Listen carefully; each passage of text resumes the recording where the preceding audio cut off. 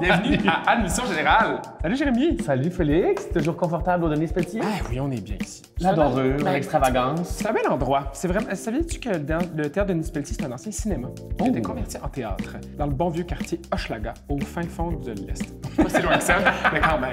Non, mais on y est confortable. Qu'est-ce qu'on a en aparté cette semaine? Cette semaine, on a un aparté particulier à vous présenter tout de suite. Alors tout le monde, cette semaine, on fait changement dans notre formule d'aparté. Un aparté à deux. Un aparté à deux, un aparté à 3 shows, un aparté à...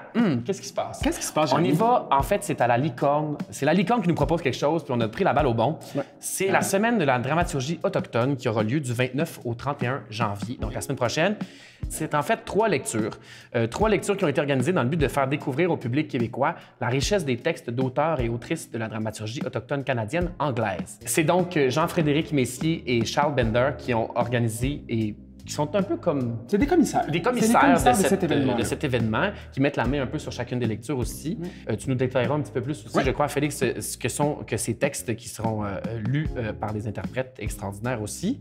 L'assistance à la mise en lecture et la régie seront menées uniquement par Dominique Cuerrier dans chaque pièce, donc pour les 3 soirées. Alors, cette initiative nous paraissait importante. C'est super trippant. T'sais, les deux gars parlent de... Tu sais, au Canada, on a le concept des 2 solitudes. Eux croient qu'il y a 3 solitudes. Puis de le penser comme ça visibilise l'existence autochtone. Exact. Puis les Autochtones ont des langues de colonisation, le français et l'anglais, mais ces deux mondes-là se parlent pas beaucoup. Le but de cette semaine-là, c'est de créer la rencontre entre la 3e solitude et les 2 autres. C'est un grand Dans cette 3e solitude, tellement de langues différentes, tellement d'imaginaire. Il y a tellement de richesse dans ce qu'on peut retrouver de la culture autochtone. Donc, pourquoi pas y aller et en découvrir de plus en plus? Puis il n'y a pas juste des mises en lecture, il y a des discussions, il y a des ateliers. C'est une semaine super complète dont on trouve tous les détails sur le site de la Licorne. Bravo la Licorne. Et il y a même une petite vidéo aussi qu'on peut aller écouter pour comprendre un peu plus ce que les pièces seront, mais je préférerais t'entendre là-dessus. Je vous en parle. La première pièce qui est présentée, ça se passe le 29 janvier. Ça s'appelle « Les femmes de la traite des fourrures ». Le titre original « Women of the Fur Trade ». C'est un texte de Frances Cogan, descendante Anishinaabe et slovène, donc de descendance mixte. La distribution de la pièce, c'est Charles Bender, Marie-Pierre Chamberlain, Catherine Deléan, Benoît Drouin-Germain et Dominique Pétain, dans une mise en lecture de Jean-Frédéric Messier. Voilà. En 1800 quelque chose, des personnages métis, autochtones et européens qui discutent de l'amour, de la vie. C'est un ton satirique, humoristique, qui parle de la question de la survie, de l'héritage culturel, avec des dialogues rythmés, et qui aborde tout ça dans une perspective du pouvoir des femmes, qui est assez singulier à l'époque de la traite des fourrures. On ne parlait pas beaucoup de cette perspective-là. C'est fascinant. Ouais. La deuxième pièce s'appelle « Bâton de tonnerre », la traduction de « Thunderstick », un texte de Kenneth T. Williams, un dramaturge cri. La distribution de la pièce réunit Dave Jennis et René Rousseau dans une mise en lecture de Marie-Josée Bastier. La pièce raconte l'histoire de 2 personnages, un reporter et un photojournaliste qui sont envoyés sur la colline parlementaire à Ottawa pour couvrir un événement. Et là, il y a quelque chose qui arrive, quelque chose d'un peu saugrenu, d'imprévu, qui crée la rencontre entre un de ces deux-là et le premier ministre, puis qui fait que ce gars-là se ramasse en prison. Ben voyons. Et de là germe une aventure, la plus grande aventure de leur vie. On ne sait pas c'est quoi. Il faut aller la voir pour le découvrir. Et c'est un duo sur scène. C'est un duo. Donc quand même un univers assez clos, mais... Assez clos, mais la plus grande aventure de leur vie. Fait que ça promet d'être rocambolesque. C'est une pièce qui aborde les thématiques de l'amitié, de la rivalité entre hommes, du deuil, du pardon et de la réalisation de soi.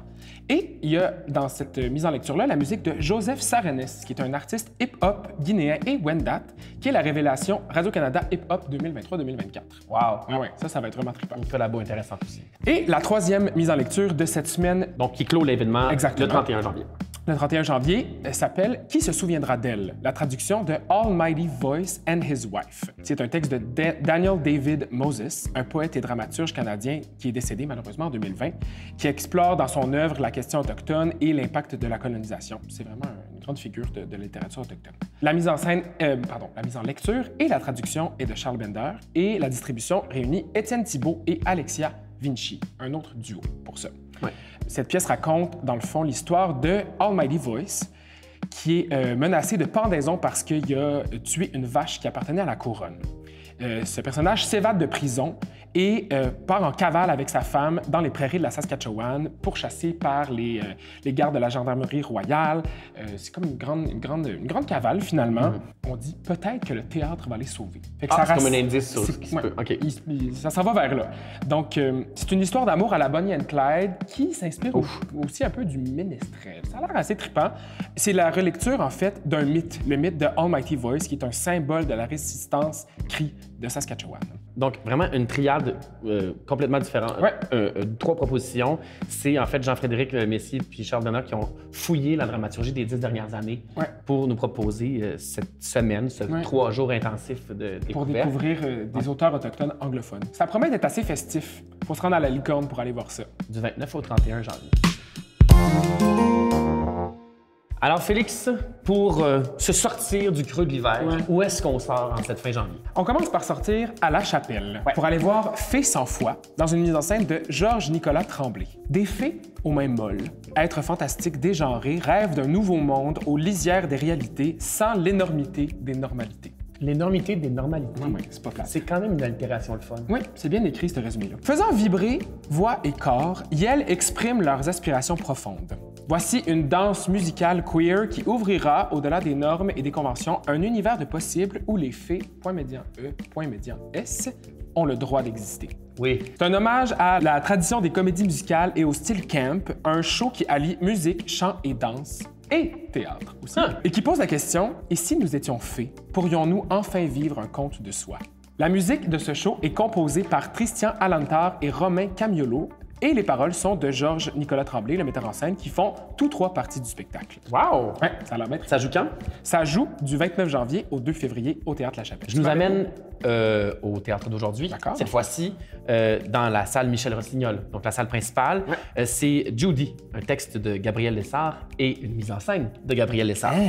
Le synopsis va comme suit. 6 personnages aux prises avec les défis du monde contemporain voient leur certitude s'effriter au contact de l'œuvre révolutionnaire de l'artiste visuel Judy Chicago. Alors qu'ils sont confrontés à des conflits intérieurs et des interrogations sur leur place dans la société, cette figure marquante de l'art et du féminisme devient le catalyseur de leur métamorphose, les poussant à remettre en question leur propre identité et leurs convictions profondément enracinées. Alors, réflexion sur la liberté artistique, l'identité personnelle, la résistance face aux forces antagonistes de notre société. Judy souligne l'importance de l'art en tant que force de changement et célèbre aussi la capacité de l'individu à se réinventer et à défier les normes sociales établies. Wow. Alors, c'est une première grande proposition de Gabriel Lessard au théâtre d'aujourd'hui. Donc, c'est un grand vent de changement pour elle, un grand geste, oui, un grand saut geste qu'on peut voir du 29 janvier au 17 février dans la salle Michel Rossignol. On met ça à son calendrier. On s'en va au Théâtre La Licorne pour voir Ulster américain. C'est une reprise de l'immense succès qui a eu lieu en 2021 à La Licorne. Oui. Un texte de David Ireland, traduit par François Archambault et mis en scène par Maxime Denomé. Une dramaturge irlandaise montante, un acteur vedette d'Hollywood et un metteur en scène anglais bien établi sont réunis pour la création à Londres d'une pièce attendue. Mais leur première rencontre, à l'aube des répétitions, ne se déroule pas exactement comme prévu. Jusqu'où tout ce beau monde est-il prêt à aller pour obtenir gain de cause? Il y a du débat dans la place. Oh oui, ça débat, ça parle, c'est une joute verbale vraiment enflammée, c'est super. Moi, je l'ai vu, j'ai adoré, j'ai vécu quelque chose de grand. Une comédie noire sur l'identité culturelle et l'ambition. David Ireland, l'auteur, est originaire de l'Irlande du Nord et parle des enjeux politiques et sociaux qui ont touché son pays en relation avec la Grande-Bretagne. Donc, c'est à voir au Théâtre La Licorne à partir du 6 février jusqu'au 24 février 2024. Une reprise à ne pas manquer. Non. Et puis finalement, pour cette semaine, je nous conclus le calendrier avec Agite Pop. Oh! Avec un point d'exclamation! Avec un point d'exclamation, exactement. C'était le haut que tu as fait. Regarde, j'en remets un autre parce qu'on va à sa pelle partout tout le temps. C'est ça. On s'empile cette semaine, on est aux mêmes places, mais ça bouge cette semaine. Ça bouge! Alors, Agite Pop de Justin Miller, qui est en fait l'interprète de la drague Pearl Harbor, qui arrive sur scène à la Chapelle pour 3 soirs, du 6 février au 8 février. Alors, ça va comme suit. À travers des méditations musicales, laissez-vous transporter dans un monde pré-post-apocalyptique. Fruit de 5 années de performances live, cette proposition en fait de cabaret séparés, regroupe des numéros les plus appréciés et les plus hilarants de la drague Pearl Harbor. C'est comme un best-of. Un best-of de drague, mais qui nous amène donc dans le dark web, les fausses nouvelles, la vraie histoire, l'anxiété nucléaire en passant par la convoitise immobilière. C'est vraiment de la performance dans tous les sens, en réimaginant les succès, entre autres, de David Bowie, Britney Spears, The Beach Boys et bien d'autres. Donc, c'est un événement quand même festif, très comique, mais qui aborde des thématiques très trash de l'époque dans laquelle on vit. De l'époque dans laquelle on vit et par la fabuleuse Pearl Harbor. Wow. C'est un spectacle qui est présenté en anglais avec surtitres en français pour 3 soirs, du 6 au 8 février, à la Chapelle. Il y a comme une petite tendance queer là, dans les semaines qui s'en viennent. La semaine passée, à la Chapelle. c'était en sciences. Cette semaine, c'est en queerness. Ben, c'est la thématique du jour. On aime ça pitcher nos cartons. C'est ce qui moi aussi. conclut le calendrier de cette semaine. N'hésitez pas à nous suivre, à partager nos capsules pour que cette admission générale dans le théâtre montréalais se propage autour de nous. Oui. Et puis, il y aura de plus en plus de nouvelles autour de nos projets. Merci beaucoup Félix, tout le monde de ta présence avec nous. Merci de m'avoir accueilli, c'est super. Et puis, pour le prochain épisode, on déménage. Je ne dis pas où encore. À suivre. À suivre. Salut.